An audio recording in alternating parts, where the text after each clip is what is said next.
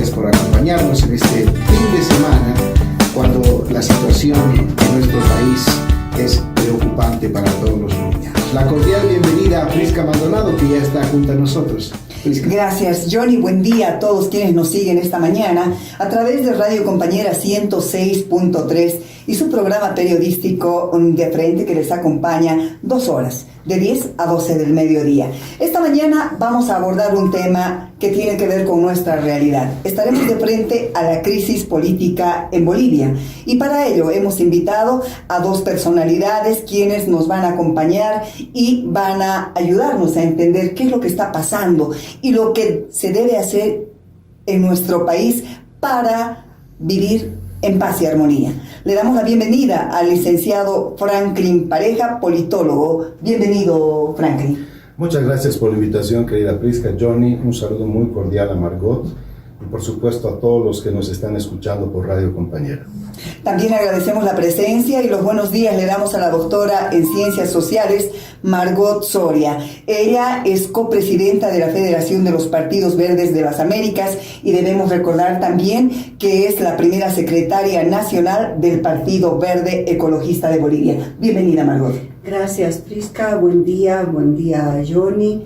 Un gran saludo a Franklin, un placer estar de nuevo con él aquí compartiendo este espacio del programa De Frente. Un gran saludo a todos los radioescuchas del programa. Crisis política en Bolivia. Ese es el tema que estaremos analizando después de la pausa. ¿No? Crisis política en Bolivia es el tema de este fin de semana en su programa periodístico De Frente.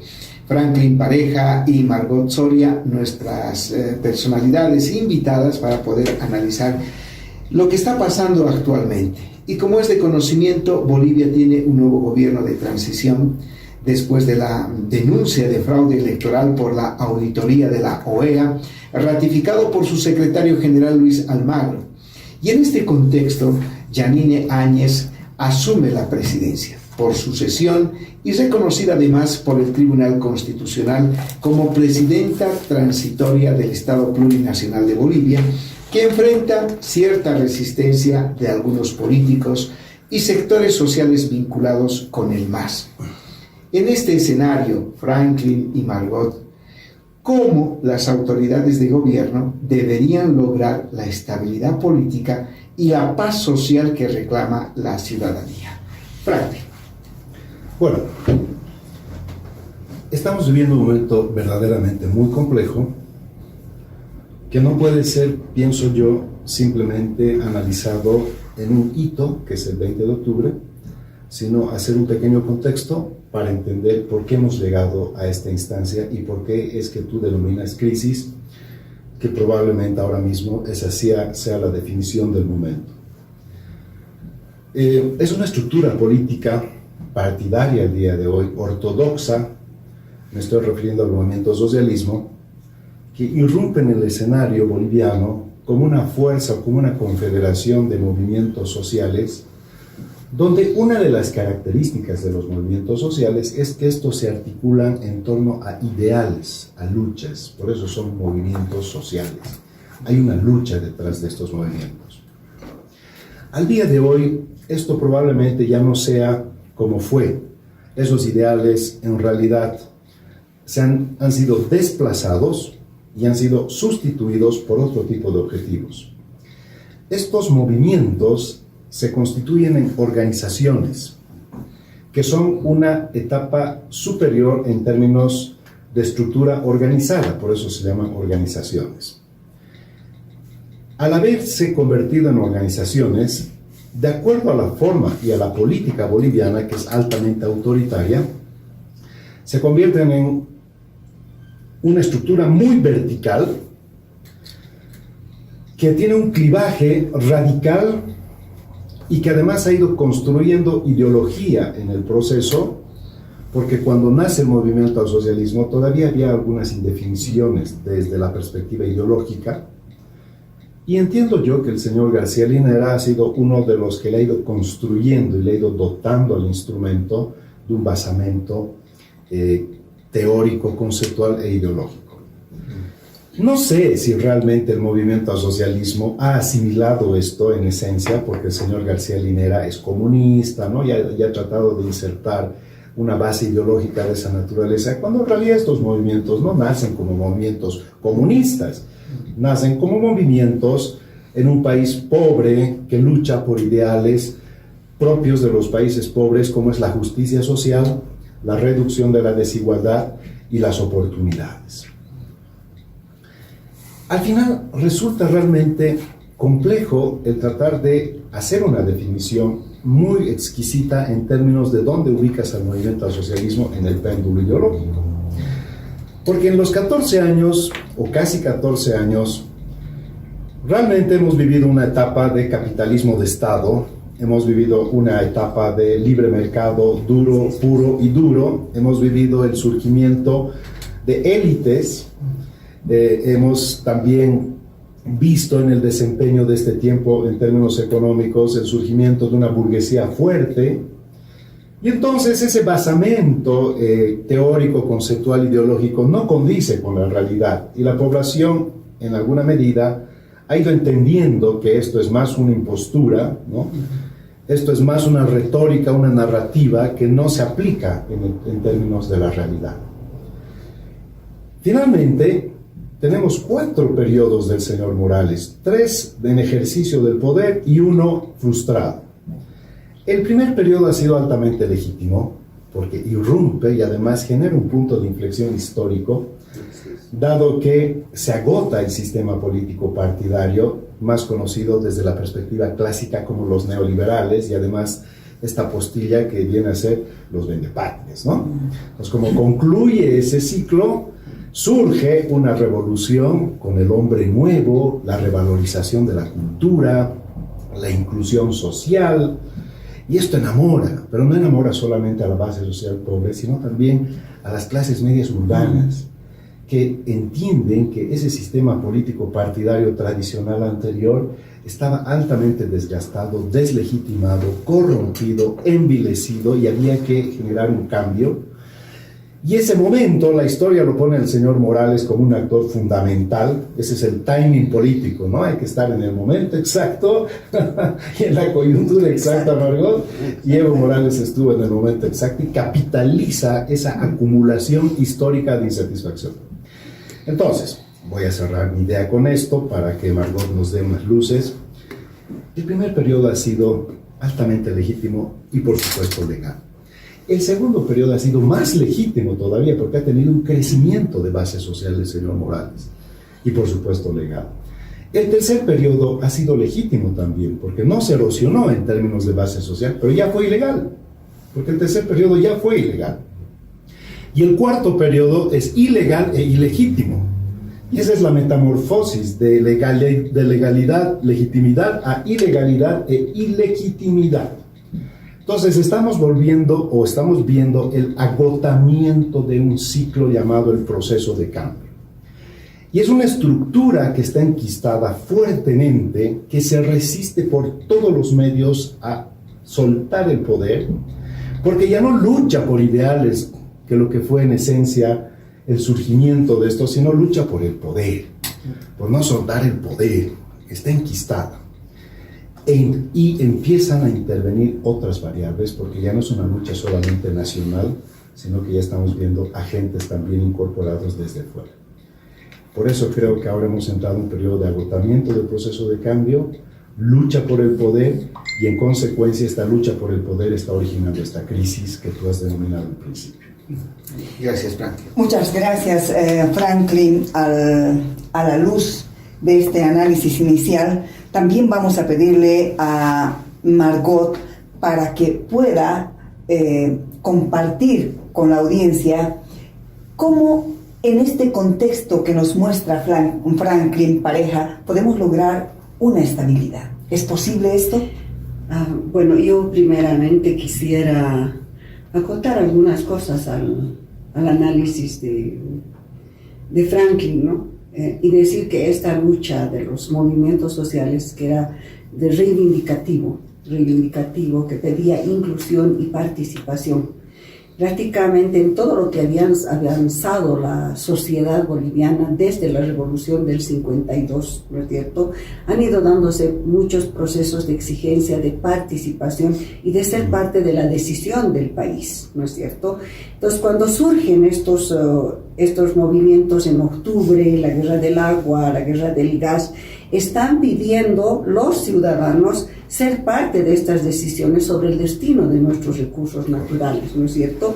Entonces, ¿qué pasa con esto? El momento que surge el MAS, van a optar por, el MAS lo que hace es cooptar y volver a estos movimientos sociales que los vuelve organizaciones y les da nombre como el CONALCAM, ¿no es cierto? Va a cooptarlos y los va a incorporar a una estructura partidaria que pretendería ser un partido de masas, ¿no? Que pretendería, digo yo, porque nunca fue.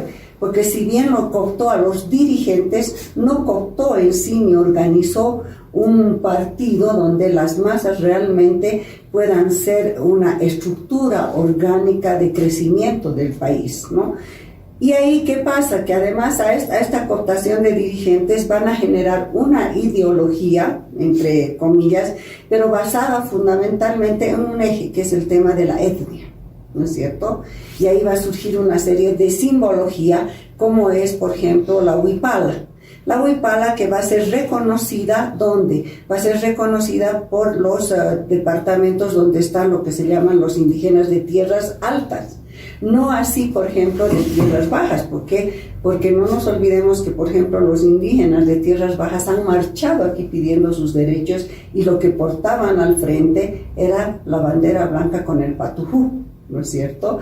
Entonces, generan una ideología que después se va a mostrar que lo que estaban buscando es generar una burguesía occidental, o sea, un poco reemplazar a esa burguesía occidental que estaba liderizada por ejemplo, por Sánchez de Lozada, por ese grupo. Ellos no pretenden, sino que consiguieron estructurar una burguesía occidental, ¿no es cierto? Los sustituyen para entrar y seguir en esa confrontación con la burguesía oriental, que eso es lo que tenemos como historia en el país sobre el tema de la hegemonía del poder, ¿no es cierto? El quemar la chiquitanía y ofrecer tierras a los indígenas de tierras altas tiene que ver con este copamiento de poder y el querer hegemonizar el país con el grupo occidental de la burguesía, ¿no es cierto? Una nueva burguesía que va a subirse sobre las espaldas de lo que se llamaría el pueblo reivindicado a través de un discurso étnico, ¿no? Eso es, y no solo que es una burguesía que se conforma, sino que configura nomás un modelo capitalista, y solo le aumentaría lo que ha dicho Franklin, un modelo capitalista extractivista. Extractivista, netamente extractivista de los recursos naturales, y no va a tener compasión ni va a respetar la Constitución en la protección, por ejemplo, de los 22 parques nacionales, y va a abrir leyes contra la Constitución para permitir la explotación de estos recursos naturales. Todo eso se va, pues, empieza a ser un agotamiento. ¿Por qué?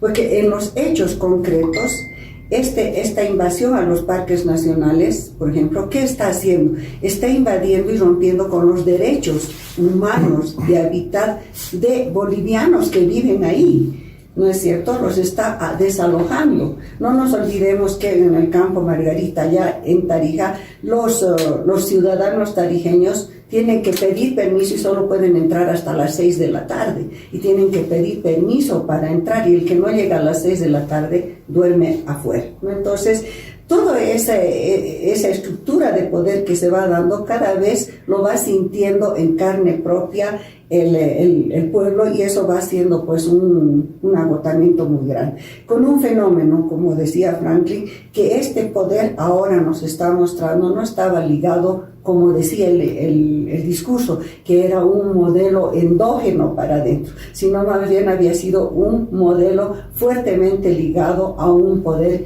internacional, inclusive del narcotráfico. Hay varios elementos que nos dejan en el tapete y vamos a ir a una pausa. Y ambos coinciden en que hay un agotamiento. Y seguramente la audiencia se pregunta si los analistas detectan ese agotamiento, ¿por qué los actores políticos no entienden de ello? En este caso, Evo Morales, ¿por qué no entiende que su proceso fue agotado? Vamos a ir a la pausa y después escuchamos el análisis de Franklin Pareja y Margot Soria. Estamos analizando la crisis política en Bolivia con el licenciado Franklin Pareja, politólogo, y la doctora en Ciencias Sociales Margot Soria, copresidenta de la Federación de los Partidos Verdes de las Américas y primera secretaria nacional del Partido Verde Ecologista de Bolivia. En el primer sector nos dejaron varias ideas, y la idea en común que coincide en nuestros invitados es en ese agotamiento que no comprende la parte afectada, decíamos, pero había otro elemento de la ilegalidad con la legitimidad. Vayamos un poco a hablar de esto. ¿Por qué los actores, en este caso Evo Morales, no entienden que ya se agotó este proceso? Franklin. Primero, que los procesos no se agotan necesariamente por un tiempo, sino se agotan porque se distorsionan o se desvirtúan. Se desvirtúan porque pierden su esencia filosófica y se distorsionan porque los mecanismos de acción no condicen con los fundamentos filosóficos. Por eso es importante tener ideología. Y eso es bien importante porque se trata de desideologizar hoy en día la política, haciendo alusión de que hoy en día no hay derechas, no hay izquierdas, y en el fondo no es que haya que dicotomizar en izquierdas y derechas, pero sí, eso no significa que tenga que haber carencia de ideología, porque esos son los fundamentos filosóficos de todo partido político. El problema es que en Bolivia los partidos políticos no tienen fundamentos filosóficos, no saben realmente qué son, dónde van, qué quieren hacer.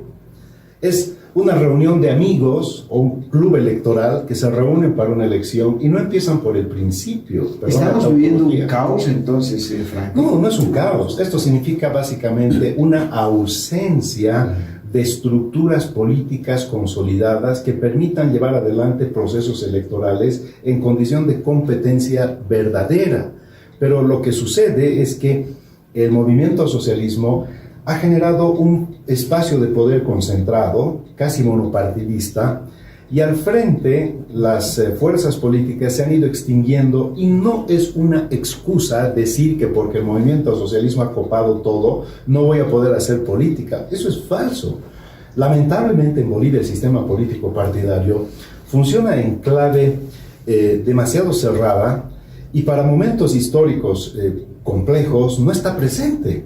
Entonces, esta ausencia de fuerzas políticas genera también estas crisis. Es una pena, pero así es nuestro sistema político partidario.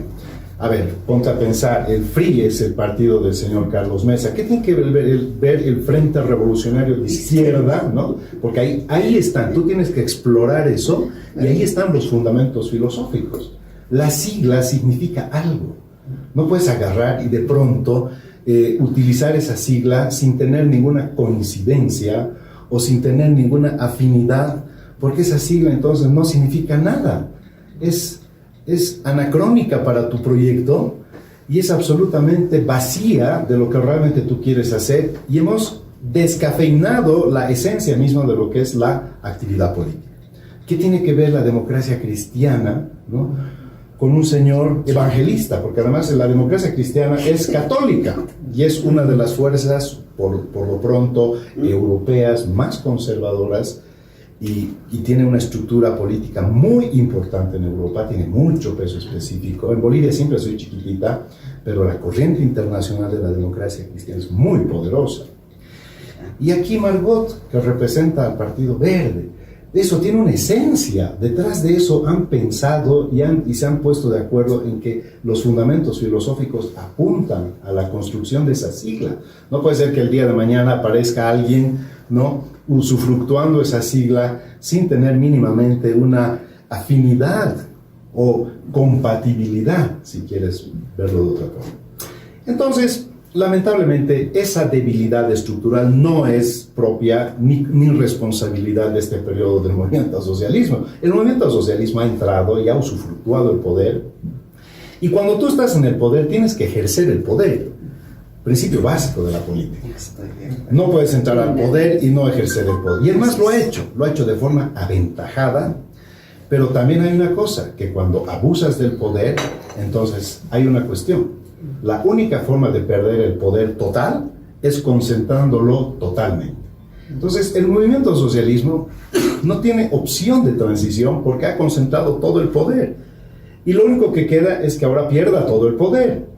En cambio, las transiciones naturales y estructurales y además de democracias saludables hacen que siempre tú tengas un pie aquí y un pie allí, porque la democracia saludable es un espacio de poder compartido. Aquí nadie quiere compartir el poder, el MAS no quiere compartir el poder, por eso no quiere soltar el poder. Y las otras fuerzas piensan que lo tienen que sacar y eliminar del esquema. ¿Por qué? Porque mientras esté el MAS no van a poder crecer, no van a poder tener la posibilidad de expandirse como proyecto político. Y entonces es dicotómico, se vuelve una lucha de poder por el poder, donde la política se desenfoca, porque los partidos políticos no están preocupados de las necesidades de la población.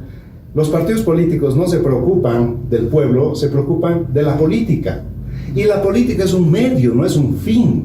El poder es un medio que te tiene que ayudar a materializar tus fines, que tienen que ser altamente altruistas. Porque eso es en esencia. ¿Por qué está tan devaluada la política? ¿Por qué se habla mal de los políticos? Por eso, precisamente, porque se distorsiona y se desvirtúa, y además, como no hay una esencia filosófica de fondo, realmente uno no sabe qué es lo que le vas a exigir. Y entonces empiezas a exigir cuestiones transversales, ¿no? A ver, queremos que defiendan la madre tierra, la naturaleza, pero eso forma parte de la agenda global hoy en día. Que queremos salir de la pobreza, eso también forma parte de una agenda. Pero ¿cómo? ¿Cómo? El cómo significa tu modelo. Para eso tienes que tener un programa. Y las alianzas en la política tienen que ser programáticas y no pragmáticas, porque las alianzas pragmáticas es que te doy, que me das, y nos unimos y hacemos una piña para ser más fuertes. Esas son las alianzas pragmáticas. Pero programáticas es, coincidimos en nuestra política ambiental, coincidimos en nuestra política de salud, podemos buscar un acercamiento en la nueva visión de la educación en el país. Esas cosas no se discuten, lamentablemente, y entonces viene la impostura. Un movimiento que nace revolucionario, que se vuelve contrarrevolucionario, porque traiciona su propia esencia este movimiento. ¿Por qué ha enamorado tanto el movimiento al socialismo? Porque ha entrado con una revolución, ¿no? Su revolución democrática, cultural, y le ha ido poniendo en el camino muchos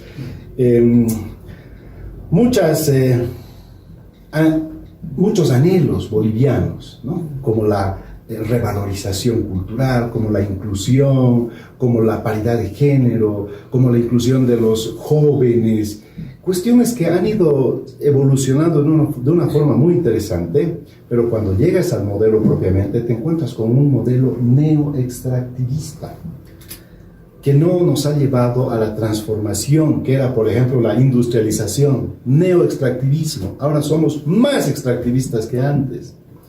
Y decimos que estamos cambiando la estructura económica del país porque no hemos diversificado la economía y no hemos ampliado la base productiva. Y no somos competitivos, ahora somos mucho menos competitivos que antes. Y nuestro nivel de productividad es mucho menor que antes.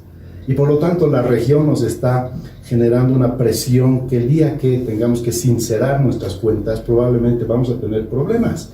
Por eso, lamentablemente, y volviendo al punto, esta crisis generada por la distorsión y por la, no solamente distorsión, sino que también ha habido un proceso que se ha desvirtuado, nos está generando grandes problemas.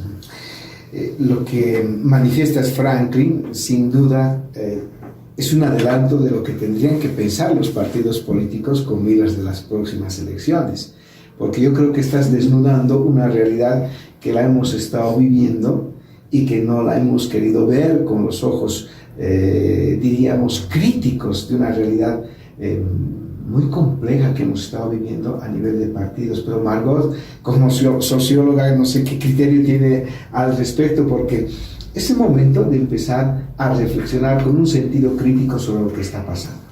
Bueno, algunas veces yo aquí en el programa ya había explicado muchas cosas respecto del comportamiento de los partidos.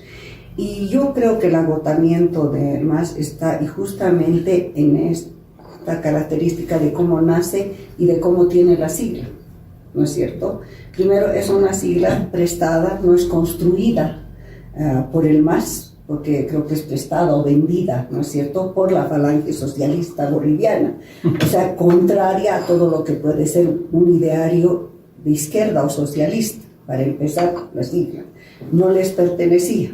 Se va, digamos, agotando en el doble discurso, que eso a lo largo de estos 14 años y empezando sobre todo ya en la mitad del segundo, va empezando, calando también en la sociedad y sobre todo en la juventud, la doble moral.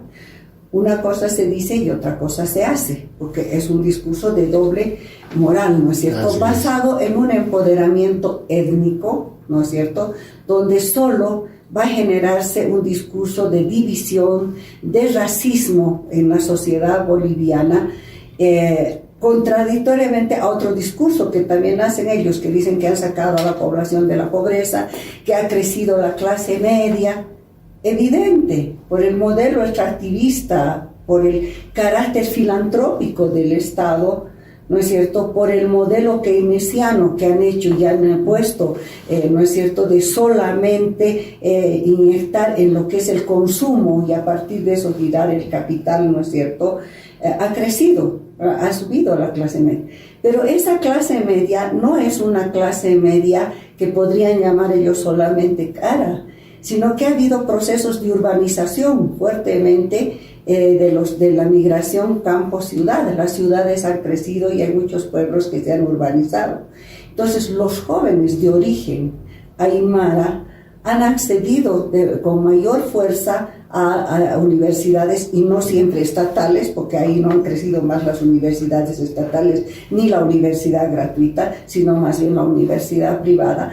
Han accedido y bueno, pues ahí ello les ha permitido entender lo que está pasando en el país y en este doble discurso.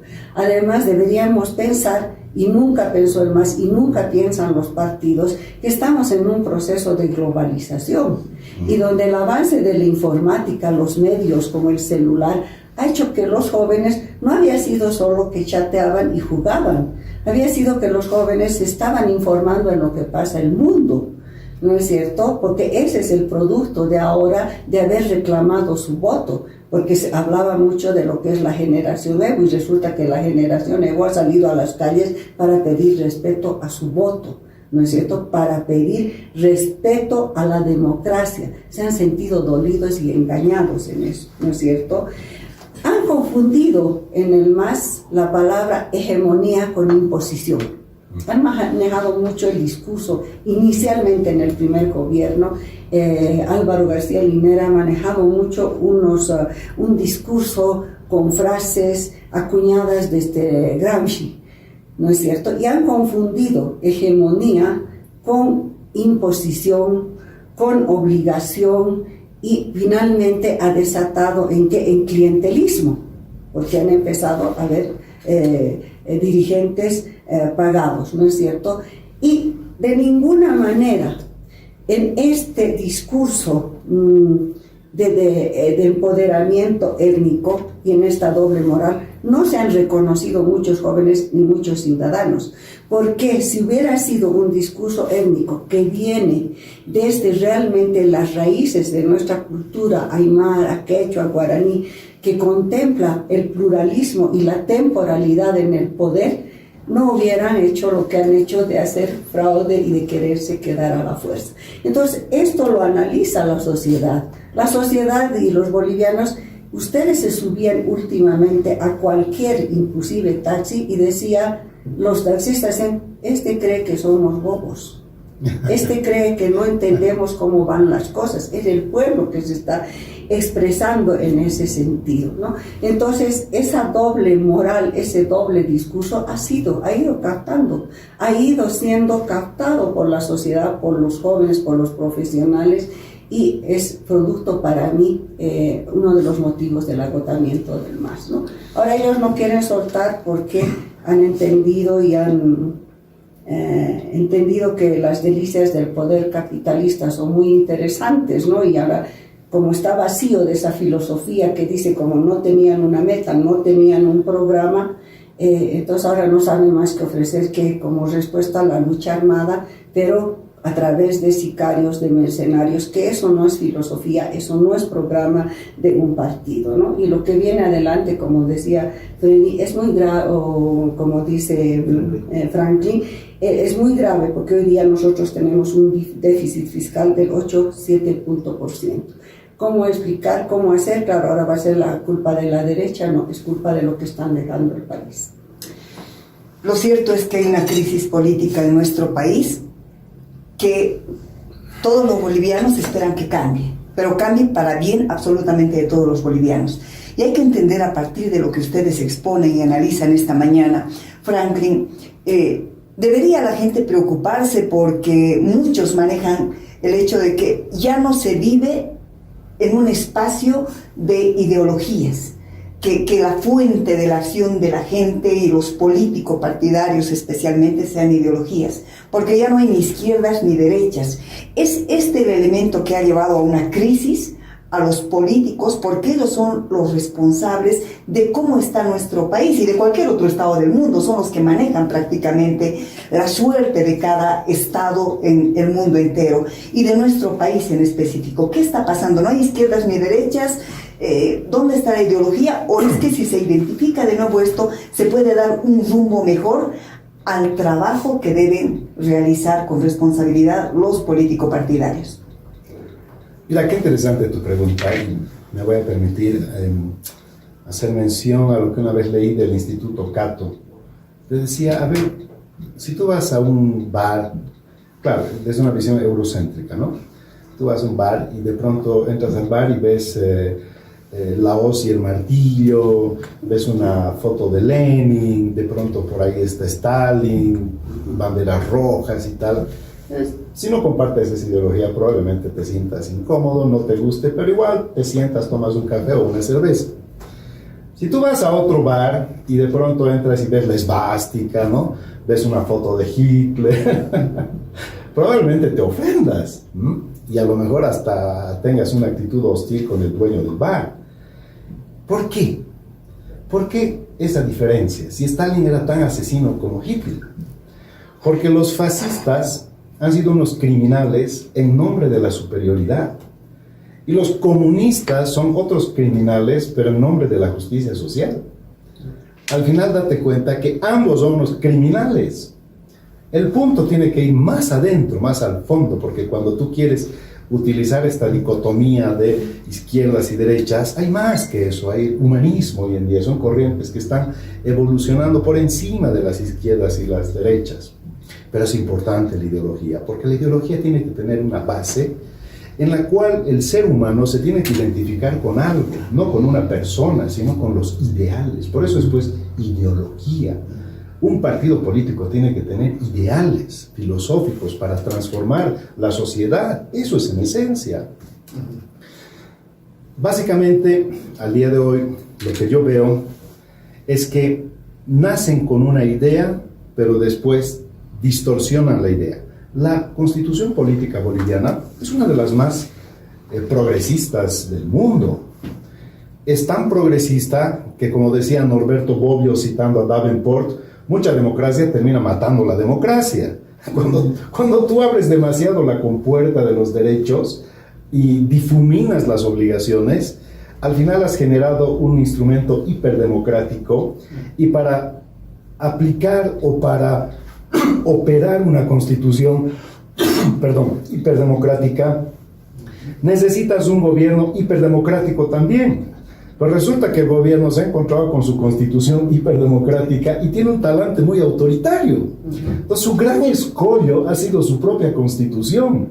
La obra de su creación ha terminado siendo su gran escollo. Y como la ha violado sistemáticamente, la expresión de esa constitución, que es una revolución, el violarla sistemáticamente es ser contrarrevolucionario. Lo que has cambiado para transformar tu país, le has dado un nuevo pacto social, terminas violando sistemáticamente, y de ser un revolucionario eres un contrarrevolucionario. De ser un reformista, eres un contrarreformista. Esa sentencia que han hecho para habilitar este cuarto mandato, los del Tribunal Constitucional, que son los verdaderos golpistas de este país, porque ahí nace un golpe, han reformado sin tener absolutamente ninguna atribución ni facultad, porque ellos no tienen. Ellos no están ahí para hacer reformas ni contrarreformas a la Constitución. Ellos están para garantizar y proteger la Constitución, no para reformarla.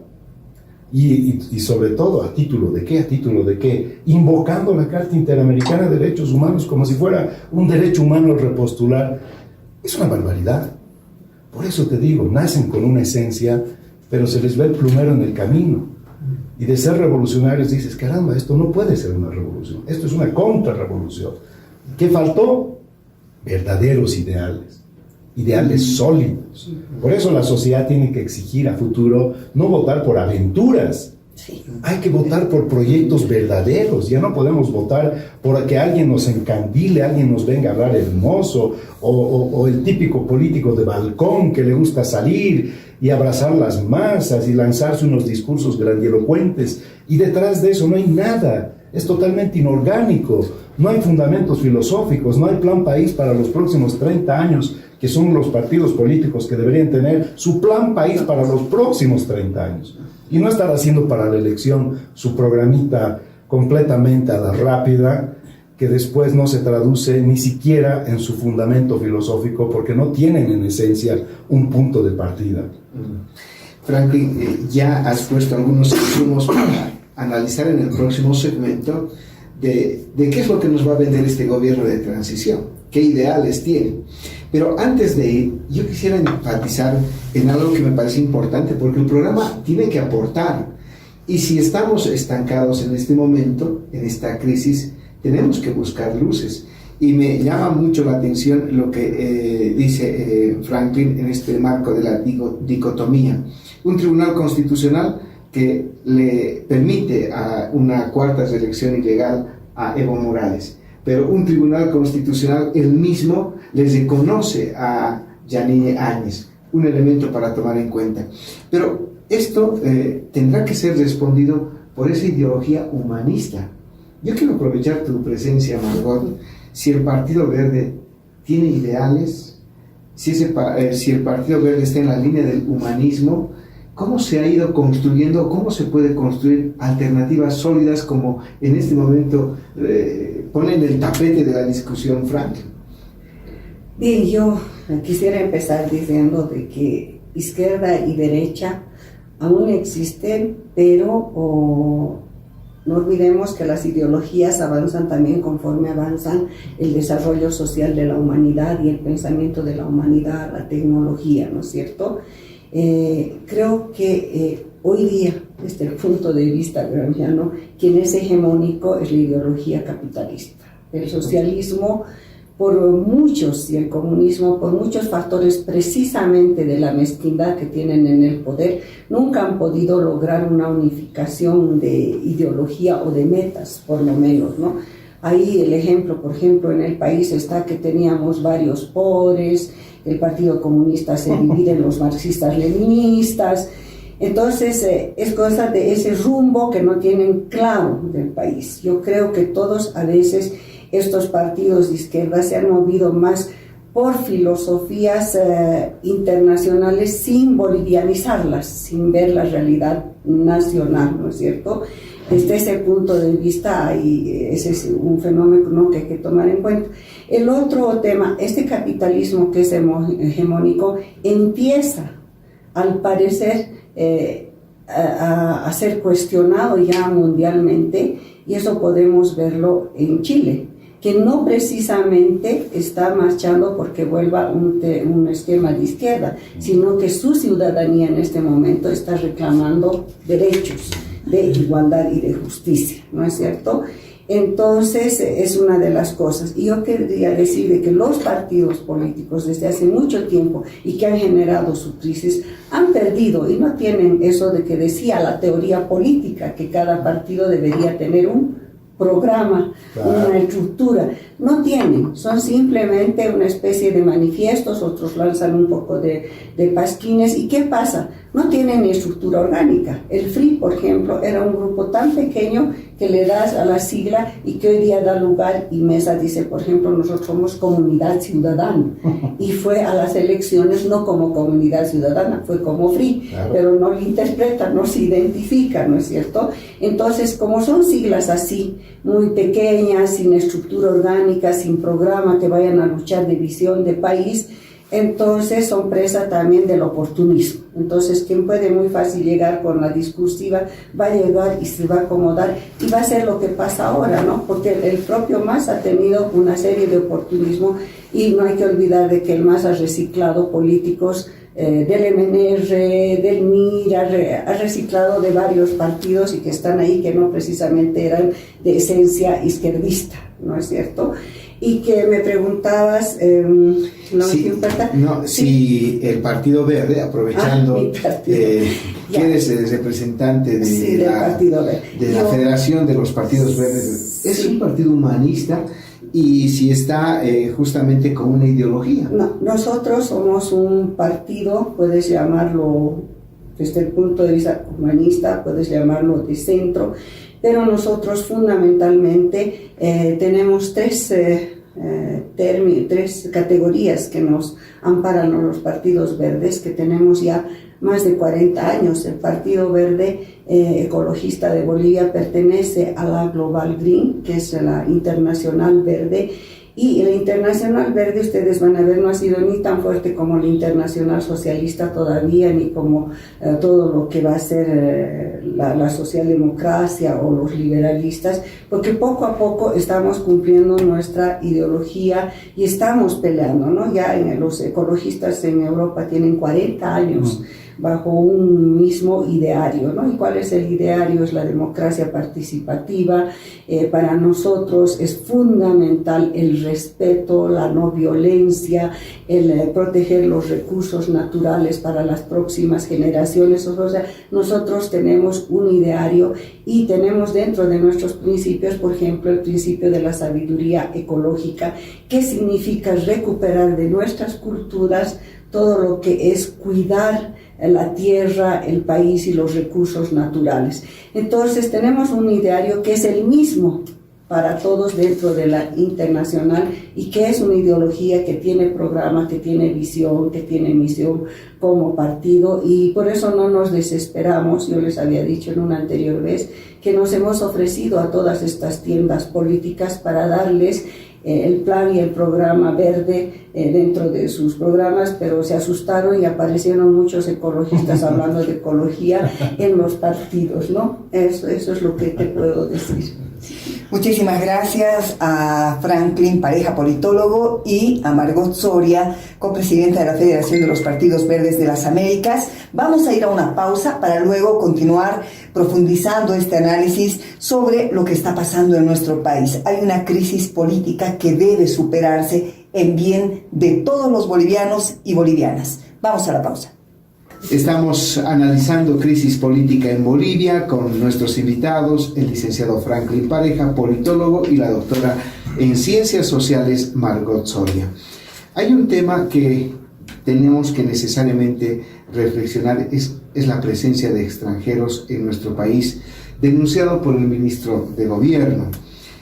Preocupa la presencia de venezolanos, cubanos, un miembro de la FARC, que ha ido ocasionando dolor, luto, dicen los denunciantes.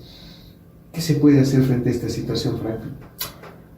Bueno, lo primero, esto denota que nuevamente estamos ante una doble moral, porque se va la DEA por cuestiones de soberanía. Decimos nosotros que somos lo suficientemente libres, soberanos y efectivos para poder hacer nuestras políticas.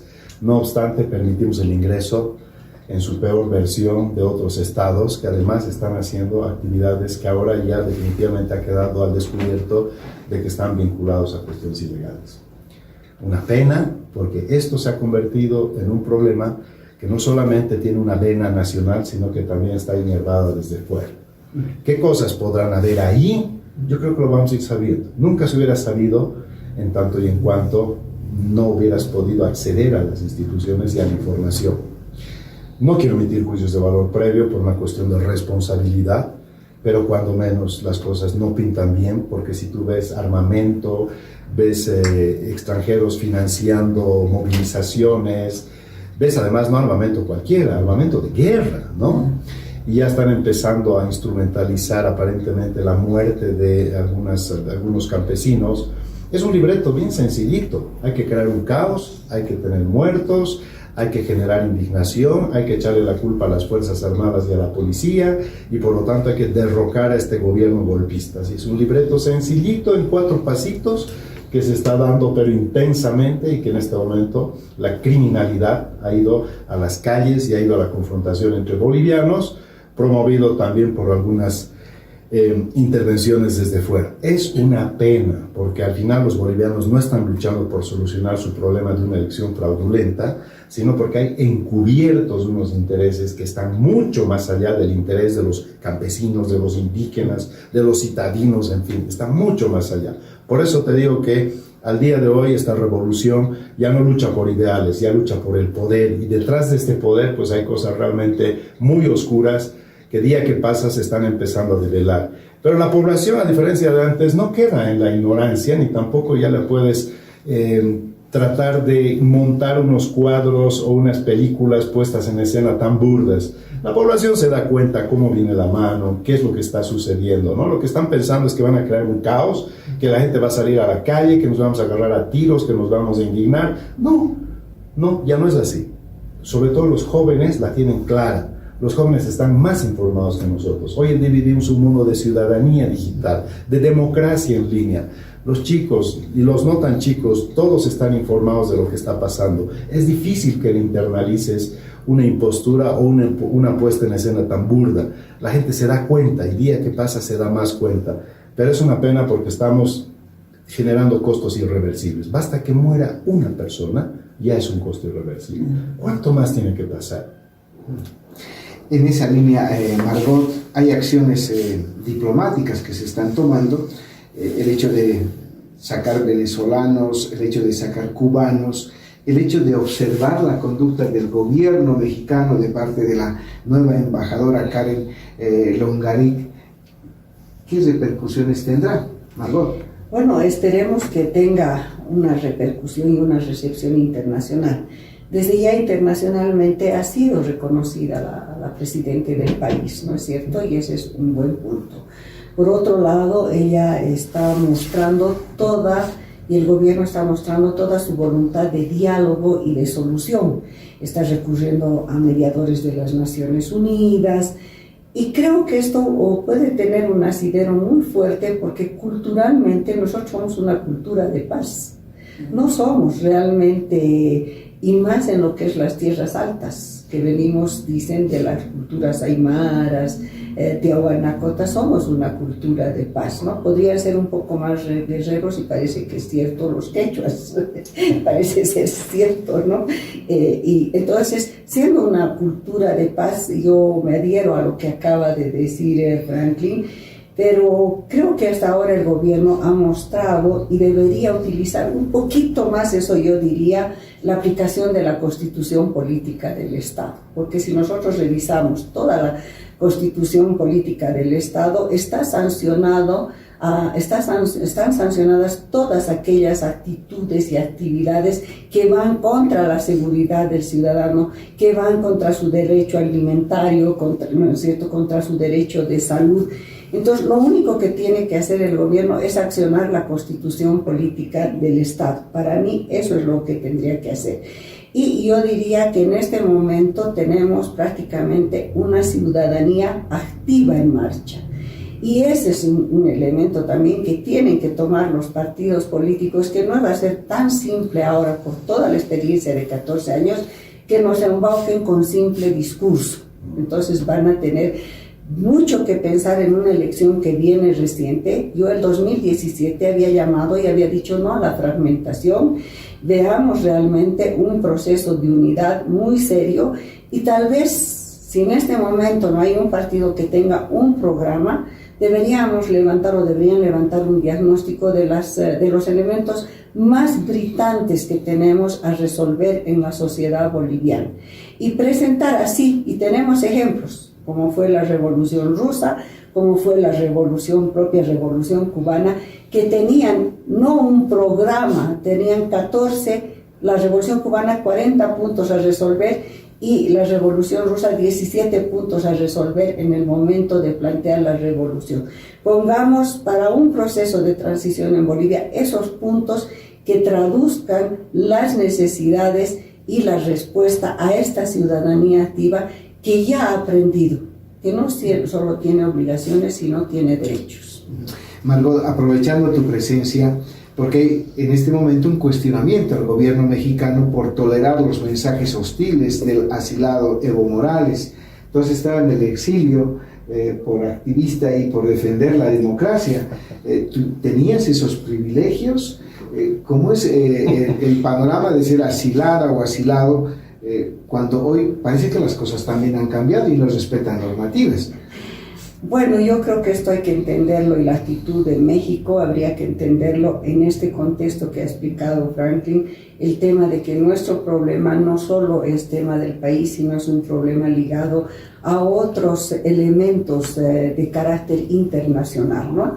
Y dentro de eso hay pues mecanismos que han estado accionando internacionalmente, el llamado Foro de Sao Paulo, el Grupo del ALBA, todo eso que han empezado ligado inclusive actividades no muy legales y legítimas dentro de los países, ¿no es cierto?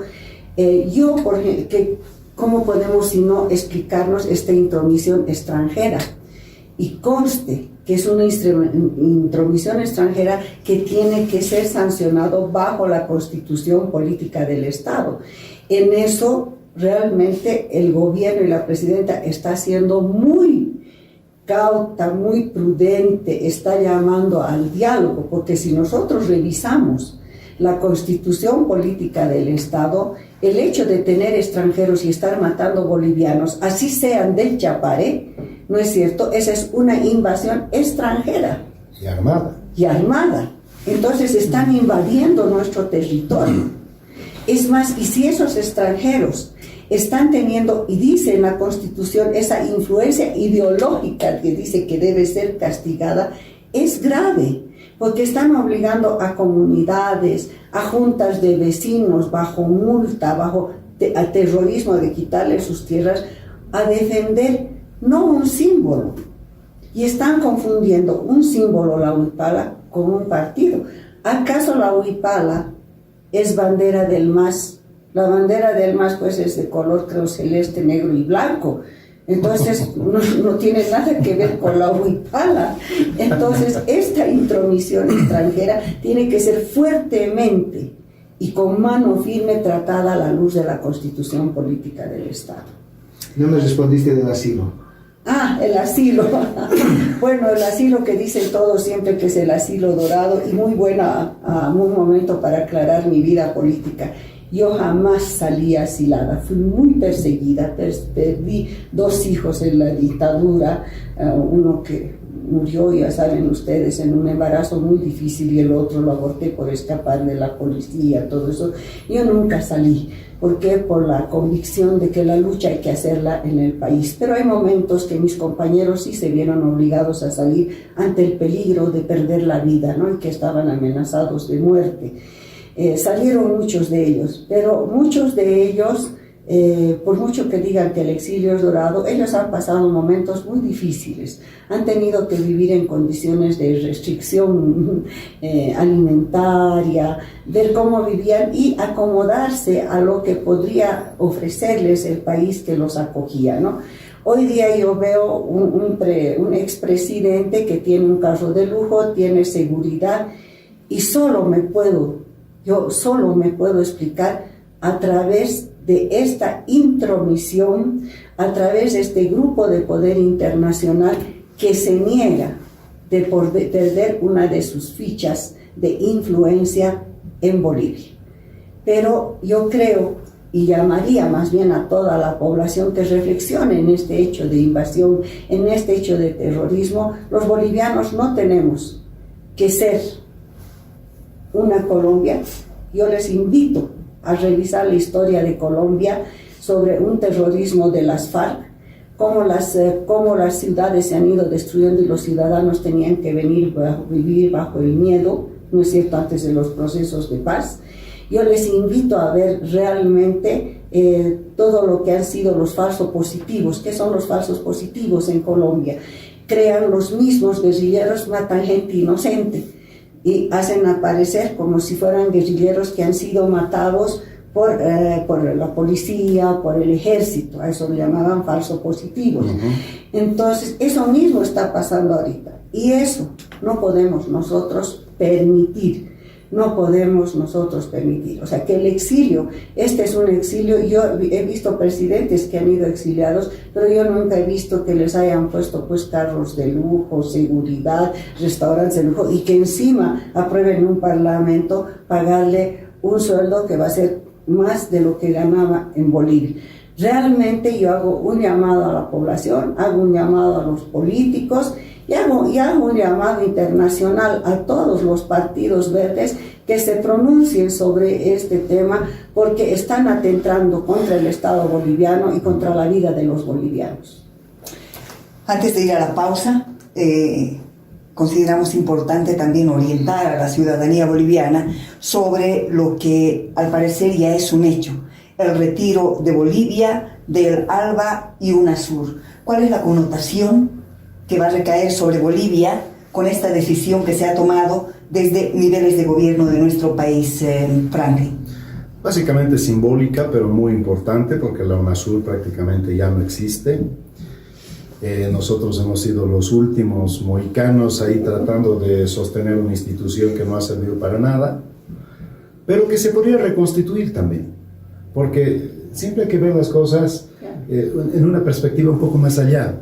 No te olvides que Cristina Fernández ya está pronta nuevamente a asumir la vicepresidencia y seguramente como una presidenta adjunta, no me cabe la menor duda. No le está yendo bien a Jair Bolsonaro, lo cual podría presagiar el retorno de una corriente progre en el mediano plazo. Le está yendo un desastre al señor Piñera, ¿no? Y entonces la reconfiguración de la región puede volver a darse.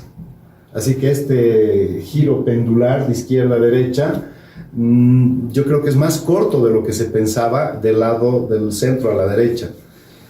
Está volviendo y puede volver quizás en una versión más exacerbada, ¿no? Porque los retornos siempre son, además, con vendetta bajo la mano, podrían ser duros. Pero al día de hoy la UNASUR no tiene ninguna consistencia y de hecho, por eso mismo te digo que ese parlamento que está en Ecuador, en la mitad del mundo, hay una hermosa infraestructura, no ha funcionado ni ha sesionado nunca. Y el ALBA pues es como se dice, ¿no?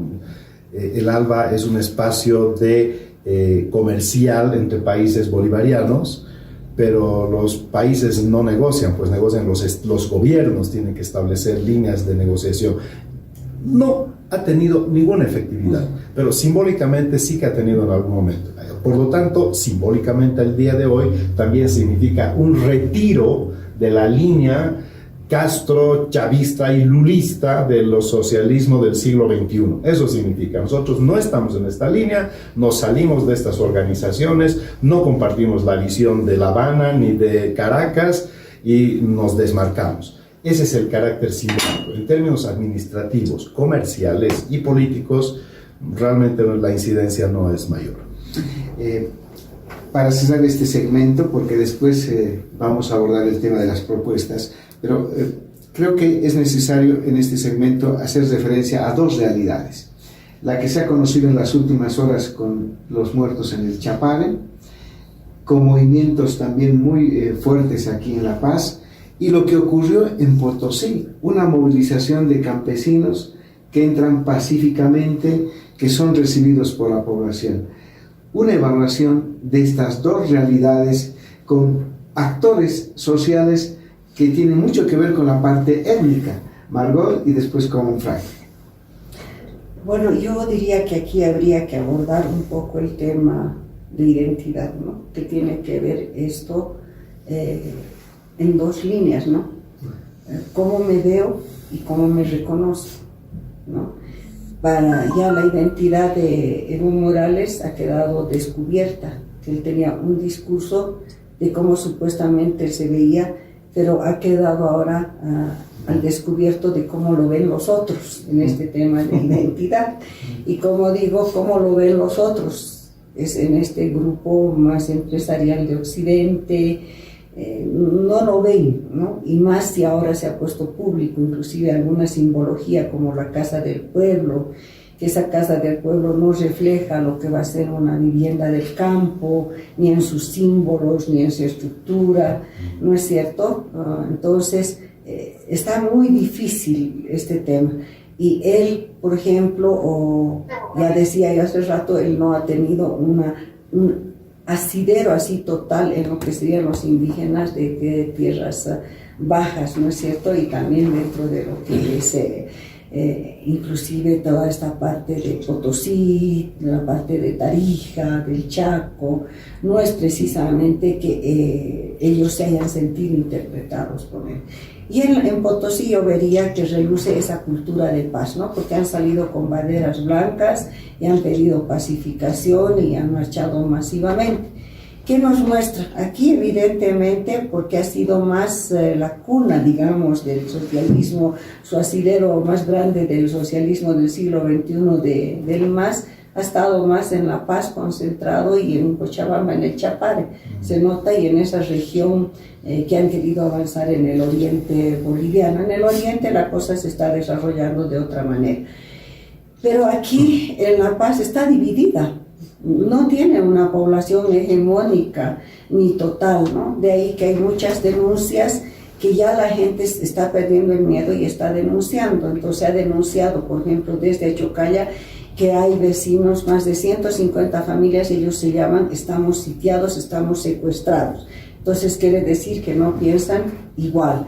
Ha salido en otros barrios y yo tengo conocimiento de muchas juntas de vecinos que han dicho, el que quiera marchar por el MAS, vaya nomás, pero no nos metan, ni nos digan multa ni nada, no vamos a ir nosotros, y más bien los vecinos se han quedado haciendo vigilias para que no les asalten sus casas, para que no les roben sus negocios. Entonces, no es pues así cierto de que haya una identidad fuerte y que han querido utilizar para dividirnos, ¿no es cierto? Entonces, yo creo que conforme nosotros, quien se rinde, nadie se rinde, quien se cansa, nadie se cansa. Si sigue esa actitud de cuidar, inclusive en las vigilias, el patrimonio privado, el patrimonio estatal, porque no se sigan destrozando edificios, todo, creo que va a tomar otro rumbo, porque la gente hoy día yo he visto muchos pronunciamientos, hasta del Mercado Rodríguez, donde estaban enojadas las vendedoras y decían no nos dejan vender y nos están obligando a cerrar nuestro negocio y diciéndonos que si no cerramos nos van a asaltar, nos van a quitar lo que tenemos. Entonces ya no podemos permitir y no se puede permitir estos actos delincuenciales. Por eso vuelvo a repetir, el gobierno tiene que actuar con la constitución política del Estado. Franklin, tu criterio en relación a estas dos realidades, movilizaciones en el Chapare, ¿no? Pero de descontento, y en Potosí movilizaciones de indígenas pero pidiendo paz. Ambos compatriotas, pero con intereses diferentes y con visiones diferentes, porque hay actores sistémicos en Bolivia. Los mineros son actor sistémico, los cocaleros son, el Alto es un actor sistémico. Los transportistas, ¿no? Son aquellos actores capaces de poder incidir con poder en el curso de la historia, precisamente por su capacidad organizativa. Cuando hablamos de haber introducido la variable raza en este periodo, a ver, fíjate qué desastre realmente es esto, porque el presidente que va a México y que dice que su pecado es ser indígena, después de haber ganado 3 elecciones con récords de votación, con el cariño de los bolivianos, va a decir que en Bolivia su pecado es ser un indígena. ¡Qué barbaridad! O sea, es realmente insultarnos a los bolivianos después de que le han dado 3 veces. Lo que ha pasado es que ha hecho fraude. No tiene nada que ver el tema racial. Y si en 14 años el proceso de cambio no ha logrado mejorar estas brechas, esta lacra del racismo y del clasismo, significa que el proceso de cambio pues ha sido todo un fracaso. Porque estamos pasando 14 años y resulta que seguimos siendo igual o más racistas que antes. Entonces, ¿dónde están las políticas públicas que se han hecho para mejorar, darle una pedagogía al ciudadano para ir extirpando este lastre que nos hace profundo daño? Y volverlo a poner en la agenda es cuando menos un despropósito. ¿Por qué? Por fines políticos, por el poder, no por un ideal.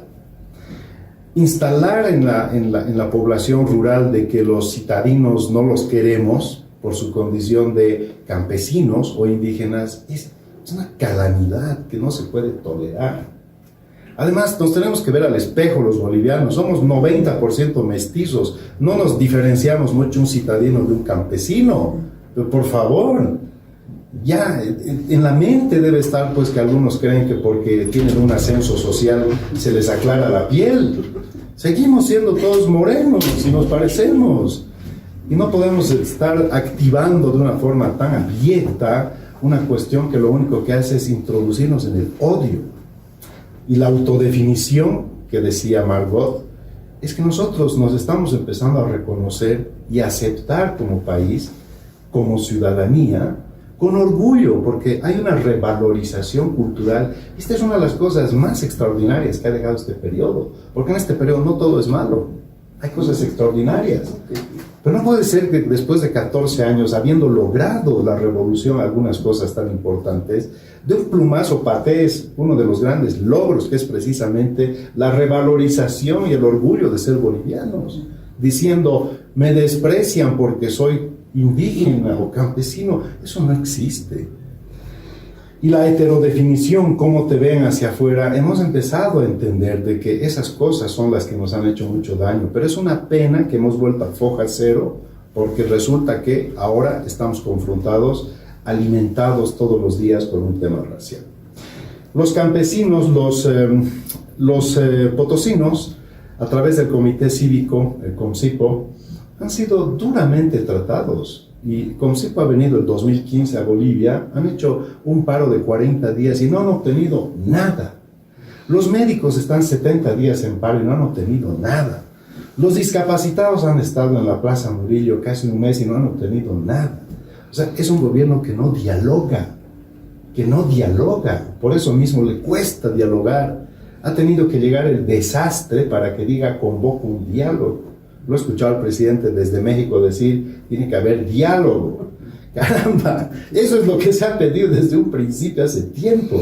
Primero se pidió segunda vuelta, porque eso podía descongestionar. No, nada, cero segunda vuelta. Después se pidió anular elecciones. No, impensable, cero elecciones. Después, pues ya no quedó más que decirle, señor, el problema ahora es usted, renuncie. Porque antes no era el problema usted, el problema era el fraude. Podíamos solucionar a tiempo una segunda vuelta y hoy día todo estaba tranquilo. Ya, no pudo ser. Anulamos las elecciones y vamos a una nueva elección. Nadie tocó, señor presidente, usted vaya a hacer. No, le dijimos, presidente, usted puede resolver. Anulemos esto y hagamos otro. Podíamos hecho, no habría esto. Pero no, tuvo que llegar, no segunda vuelta, no anular, mi victoria no se va. Y por último, me han dado un golpe de Estado. No, o sea, la renuncia es un golpe de Estado. ¿Por qué? Porque el ejército no ha querido y no ha en ningún caso aceptado sacar los fusiles contra su pueblo, porque además la ley tampoco permite eso, y la policía lo propio. Si eso es un golpe de Estado, retrocederemos un poco más al Tribunal Constitucional, ¿no? Esos fueron los verdaderos golpistas, y después los operadores que este Tribunal Electoral, lamentablemente, golpes cuando me afecta a mí, pero cuando yo doy golpes no pasa nada. Por eso estamos desinstitucionalizados en el país.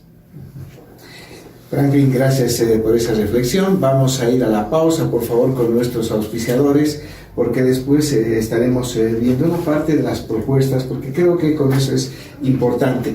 Mientras tanto, Franklin... Antes de que se vaya Franklin, porque tiene un compromiso, Johnny, perdón. Sí, vamos a esas propuestas, Franklin. ¿Cómo podríamos resolver esta crisis política? Es muy complejo, porque no es una cuestión solamente que está en clave interna. Ya hay muchos más actores que tienen que intervenir, lamentablemente. Debíamos haber resuelto esto en la casa, pero lamentablemente no se resuelve en la casa y ahora más actores han intervenido. Pero no hay fórmulas mágicas, solamente hay lo que siempre ha habido. Y aunque sea repetitivo y machacón, dialogar y negociar es la única forma de entendernos. Pero además, crear condiciones objetivas para evitar el desastre. Porque primero, lo que está sucediendo es que del otro lado no quieren dialogar. O sea, quieren el poder por el poder y morir con las botas puestas. Y eso significa incendiar este país. No hay un talante dialogante. Lo primero que hay que hacer es mandar el mensaje desde la ciudadanía de que la ciudadanía estén armados, atrincherados y es decir, con toda su parafernalia. Bolivia ya no va a aceptar que nadie venga a pasarse por encima, ni la Constitución ni las leyes.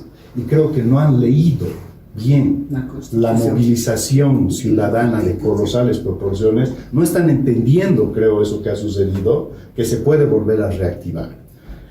Tienen que tener una lectura real de lo que está pasando. Quitarse la venda, quitarse los tapones de los oídos y achicar su boca, porque solo hablan, pero no escuchan, no ven la realidad. Ahora es todo lo contrario. Tienen que hablar menos, escuchar más y mirar mejor lo que está pasando. Y los actores nuevamente a venirse, los ministros bajar un poco los decibeles de sus declaraciones innecesarias y crear en los mecanismos de vasos comunicantes entre actores para lograr acuerdos razonables. No va a haber una buena solución, lo que va a haber es una solución. La solución mágica o la solución buena no va a llegar, porque estamos en una lucha por el poder. Eso significa que hay que hacer concesiones de uno y de otro lado. Las peores concesiones probablemente se tengan que hacer, pero la solución mala es mejor toda la vida que estar como estamos ahora. Yo me despido, les agradezco profundamente por haberme permitido estar acá. Qué orgullo y qué honor de haber estado con Margot, y por supuesto que en otra oportunidad pues estaré nuevamente. Muchas gracias. Los agradecidos somos nosotros, Franklin. Gracias por tu tiempo. Vamos a ir a una pausa y luego escucharemos las propuestas de solución de la doctora Margot Soria. Hace mucho tiempo en la izquierda el debate era nación o clase, porque supuestamente quien daba la línea hegemónica era la clase obrera, ¿no es cierto?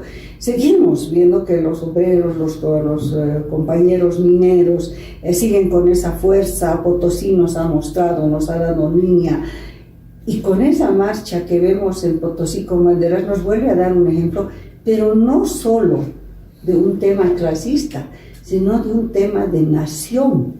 Entonces, querer forzar este tema de racismo, de separación campo y ciudad, no existe. Yo he dicho el otro día, no existe. ¿Por qué? Porque todos los que vivimos, y se han dado en este proceso, grandes procesos en estos 14 años, grandes procesos de urbanización de las ciudades, han crecido las ciudades urbanas. Entonces, en este proceso de urbanización, donde hay más ciudadanos urbanos que rurales, y muchos jóvenes yo les he escuchado decir, no, ya en el campo, ¿quiénes quedan? Es lindo volver al pueblo, pero ¿quiénes están en el pueblo? Ya no están los jóvenes, están los abuelitos, decían ellos, ¿no? Están los abuelitos que son para nosotros un patrimonio, me decían unos jóvenes aymaras, porque nos vuelve a nuestras raíces el visitarlos, decía, ¿no? Entonces miren cómo piensan de diferente manera. Entonces, este proceso de urbanización ha roto con ese racismo que nos quisieran dividir. Más bien hay una nacionalidad en camino de construcción de la nación, donde la diversidad se acerca con las culturas, con el respeto a sus símbolos, a su vestimenta. Entonces surge un orgullo inclusive por lo que es la vestimenta. Nosotros inclusive hemos visto ya que es desfiles de modelos, ¿no es cierto?, que se dan, además inclusive entran en la moda diferente, de un sombrero un poco más chato de la cholita paseña, de pronto ahora se pone de moda el de copa más alta. Entonces no hay, pues, esa simbología de querernos separar, ya no existe, y forzar eso y querer enfermar a la gente es ir contra más bien los resultados de un proceso de valorizarnos como bolivianos con nuestras culturas.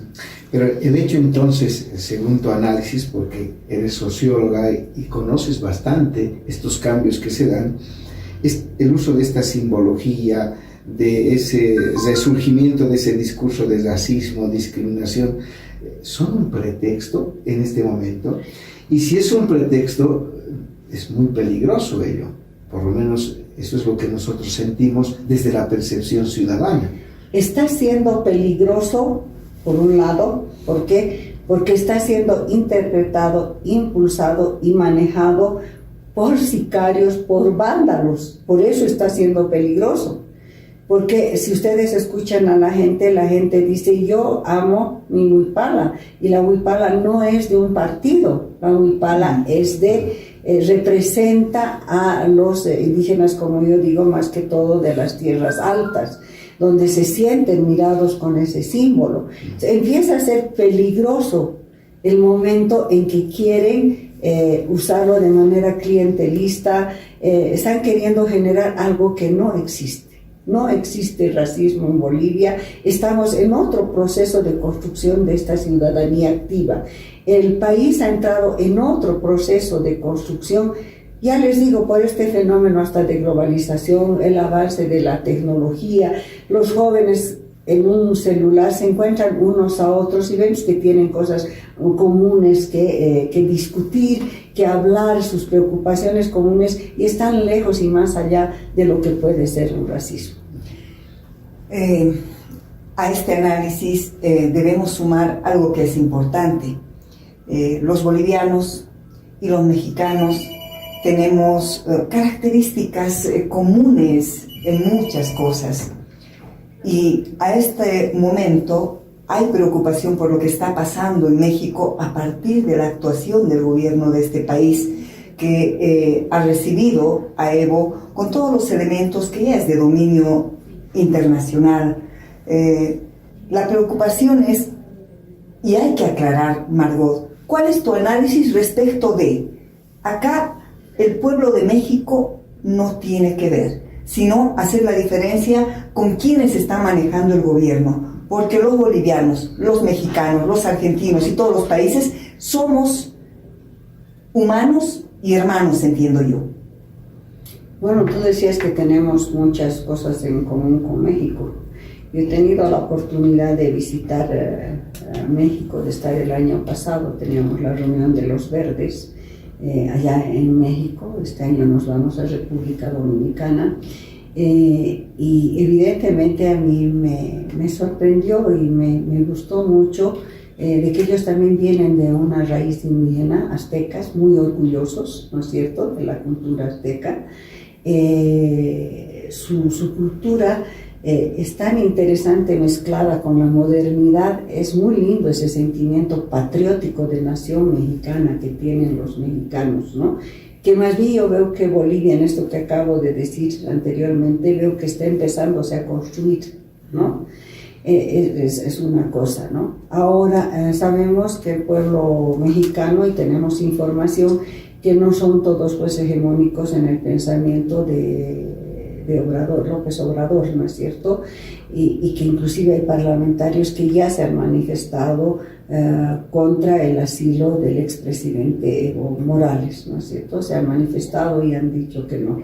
Pero lo que está pasando en este momento con el exilio y con haberlo recibido como exiliado a Evo Morales, creo que entra dentro de la línea internacional, que está un grupo de pensamiento, ¿no es cierto?, de lo que es la izquierda del siglo XXI. Entonces, no sé, yo lo único que he visto es que hay muchos discursos de división, no todo el pueblo está de acuerdo, pero también es un Estado que tiene sus normas y que puede recibir exiliados, y esos son ya mecanismos gubernamentales y no necesariamente del pueblo, por mucho que no esté de acuerdo, ¿no es cierto? A mí lo que me preocupa en partes es que le den tanta cobertura, y me preocupa también que la prensa aquí nacional dé cobertura a ese lujo. En partes me preocupa, pero en partes me gusta que vean cómo la izquierda, esta izquierda del siglo XXI, en todos los lugares es tan incoherente, ¿no es cierto? Que habla de muchas cosas, pero que justamente tiene un doble discurso. Y pienso que el Estado mexicano va a reflexionar, y con las acciones que está tomando el gobierno boliviano va a bajar un poco esta agresión, que yo la vería también como agresión y enfrentamiento del Estado mexicano a Bolivia, ¿no? Yo sigo hablando de la intromisión y sigo pidiendo al gobierno boliviano que aplique la ley, la Constitución Política de Estado para esta intromisión. Estamos viviendo momentos difíciles en Margot, y siempre tiene que haber alternativas inteligentes en este momento. Se ha conformado ya un nuevo gabinete ministerial, hay acciones que han ido anunciando. ¿Serán las coherentes? Porque tú estás enfatizando a lo largo de toda esta reflexión la aplicación de la Constitución,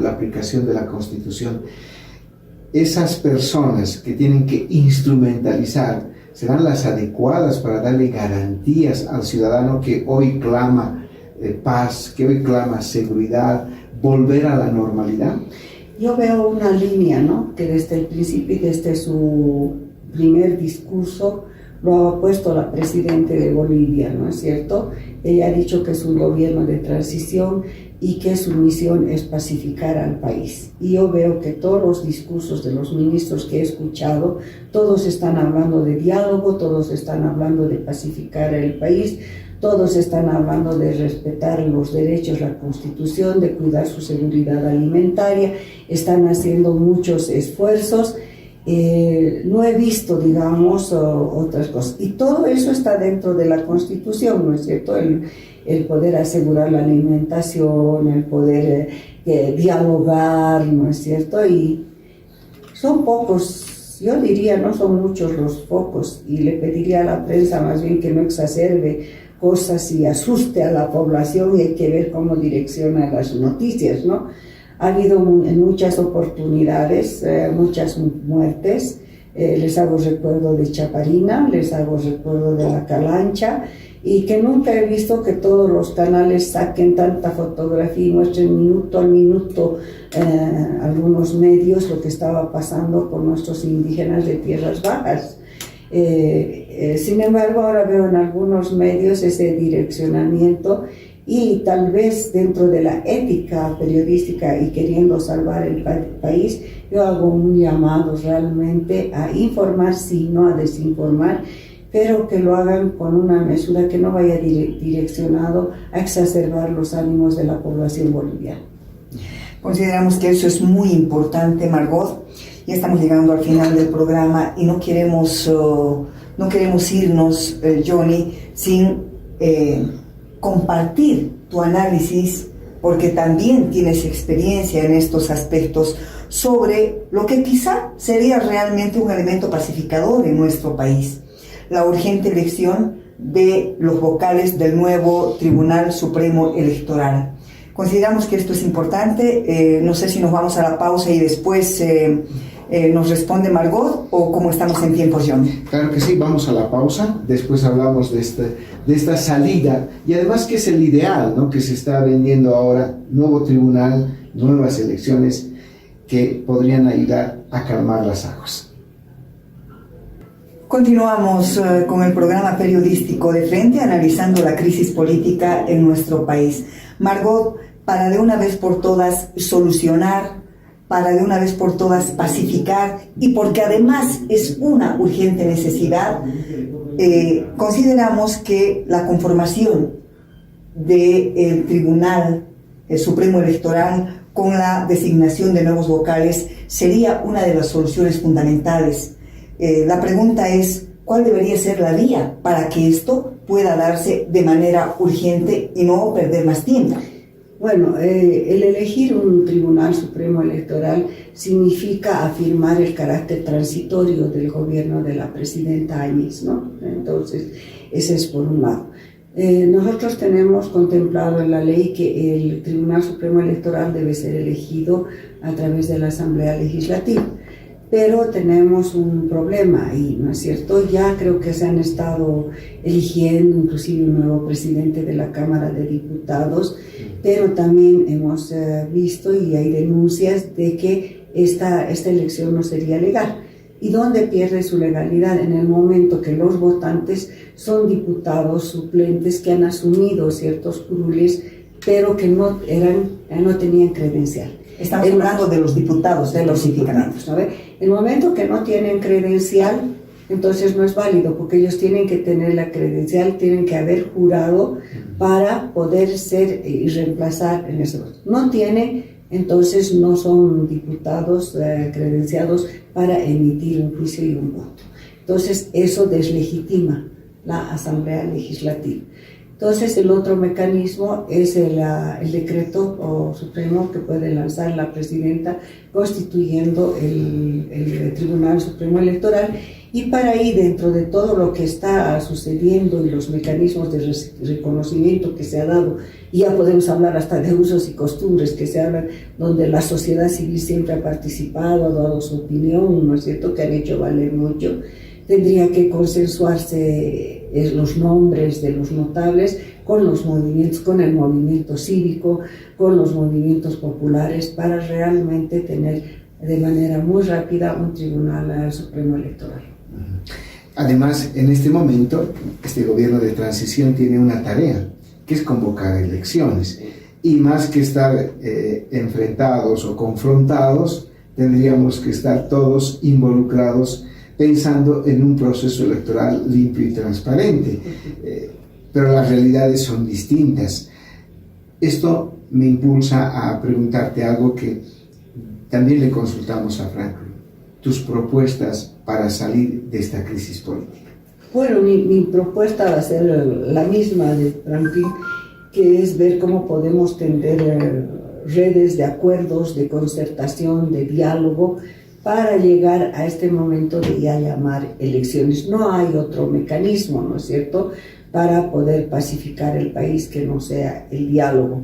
¿Qué es lo que no están queriendo, no es cierto? Ahora, el MAS está habilitado como partido para presentarse a elecciones. El que no está habilitado es el expresidente y el exvicepresidente. Ellos no están habilitados. Pero el MAS debe tener pues varios nombres, líderes, supongo que han construido liderazgos regionales que podrán llevar y que le dejen pues al ciudadano decir quién continúa conduciendo este país, ¿no? Entonces eso es lo mejor, llegar a un diálogo, tender redes, hablar con los movimientos sociales y elegir un tribunal rápidamente y encaminar lo que son las elecciones. Pero en este clima de violencia y de intromisión extranjera y de muerte de muchos bolivianos empieza a tornarse difícil, ¿no es cierto? Empieza a tornarse difícil, y más bien yo quiero aprovechar este micrófono, no sé si me va a escuchar, de felicitarla a la presidenta de Bolivia, a todos sus ministros y a todos los ciudadanos, felicitar a los ciudadanos potosinos que están buscando pacificar el país, que están saliendo, que están buscando diálogo y que no están abriendo paso como pensaba el MAS a querernos volver un Vietnam, porque no hay condiciones. Yo creo que hay que ubicarse en lo que son los procesos históricos de los países y que nosotros no podemos calcar. Una cosa fue Vietnam, un momento histórico, otra cosa es Bolivia. Margot, nosotros también nos hacemos eco de esas palabras, y a lo largo de todo este tiempo hemos ido enfatizando en ello, de que la mejor salida es el diálogo. Poner cartas sobre la mesa, todas las diferencias, las similitudes, para sacar propuestas en beneficio del bien común, porque esa debería ser la tarea de un buen líder, de dirigentes que manejan grupos sociales, porque no se tiene que pensar en el provecho y beneficio personal, sino en el beneficio que se les debe dar al conjunto de los bolivianos que hoy por hoy están clamando justicia, están clamando paz, están clamando trabajo, que son los pilares fundamentales para tener una vida digna. Muchas gracias por tu presencia, Margot, doctora en Ciencias Sociales, copresidenta de la Federación de los Partidos Verdes de las Américas y primera secretaria nacional del Partido Verde Ecologista de nuestro país. Gracias a ustedes, gracias, aunque ya no está aquí, a Franklin por haber compartido hoy día conmigo el diálogo, y como siempre fue, creo, algo muy rico, ¿no?, estar dialogando con él y encontrar muchas coincidencias acerca de nuestro análisis de lo que pasa en la realidad nacional. Muchísimas gracias por la invitación. Agradecemos por tu tiempo siempre, Margot, porque es importante orientar a la ciudadanía sobre lo que debemos hacer y lo que está pasando en nuestro país. Y para cerrar, yo también me sumo al pedido de todos los bolivianos y bolivianas, porque entendemos que no hay un solo boliviano o boliviana en nuestro país que no esté pidiendo y clamando la paz, vivir en paz y armonía. Y para eso debemos entender por sobre todas las cosas que todos somos iguales. No existe discriminación de nadie contra nadie. Y que si alguien, del lado que fuera, nos quiere meter la idea de que hay discriminación y racismo, eso se superó hace demasiado tiempo. Por lo tanto, un abrazo a todos los bolivianos y bolivianas, a todos los que vivimos en todos los puntos del territorio nacional, mujeres de pollera, mujeres que no visten pollera, hombres que trabajan en el campo, hombres que son y no son profesionales. Absolutamente todos somos Bolivia y debemos trabajar cada día, y cada una de nuestras acciones debe estar volcada a hacer grande esta patria que necesita de todos los bolivianos y no exponer nuestra vida por una sola persona. No vale la pena exponernos. Entendamos los bolivianos que somos responsables de que esta patria sea libre, independiente, fuerte, uniendo a todos los bolivianos y bolivianas en un abrazo y comprensión de que todos somos iguales. Margot, muchísimas gracias por haber estado junto a nosotros. Johnny, hemos terminado el programa. Gracias a nuestra audiencia por haber estado junto a nosotros a lo largo de estos minutos. Nos despedimos hasta la próxima semana, Dios mediante, y les invitamos a continuar con la programación de la emisora, porque a continuación vienen las noticias.